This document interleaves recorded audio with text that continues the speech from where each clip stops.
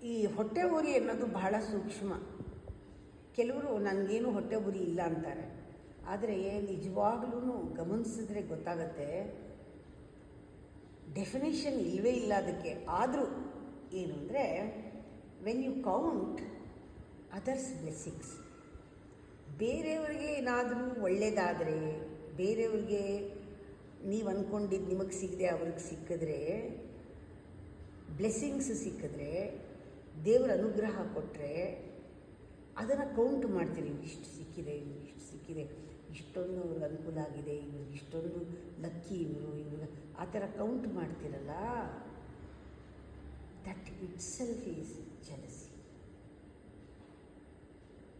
ಅದು ನಿಮಗಾಗಲ್ಲ ತಗೊಳ್ಳೋಕ್ಕೆ.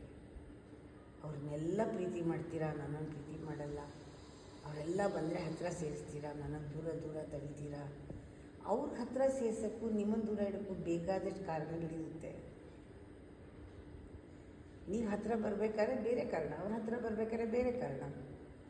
ಅದಕ್ಕೆ ಜಲಸಿ ಅನ್ನೋದು ಒಳಗಡೆನೇ ಸೂಕ್ಷ್ಮವಾಗಿ ಉರಿತಾ ಇರೋ ಬೂದಿ ಮುಚ್ಚಿದ ಕೆಂಡ. ಹುಷಾರು, ಆರಿಸ್ಬಿಡಿ, ನಿಮ್ಮನ್ನೇ ಸುಚ್ಚಿಬಿಡಿ.